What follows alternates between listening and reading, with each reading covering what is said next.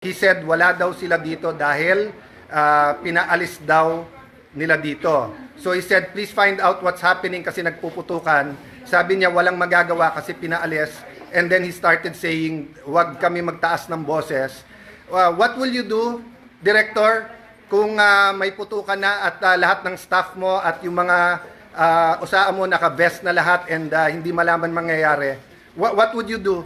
Hindi ba dapat ang sagot mo, ma'am, sir, I'll go there, I'll make sure you'll help? That's what I was expecting him to say. When Senator Lauren was talking to him very calmly, I said, what are you gonna do about this? Pinuputukan kami dito. Tapos sabi niya, hindi kami makalapit, pinalis nyo kami dyan. Sabi ko, well then do your job, make us safe, this is not good. Ma'am, wag mo ako sigawan. Yun lang ang masasabi mo sa akin. Pinuputukan kami, sasabihin mo sa akin, wag kitang sigawan. Sumisigaw ako dahil mataas ang emotion. So, I'll give everyone context.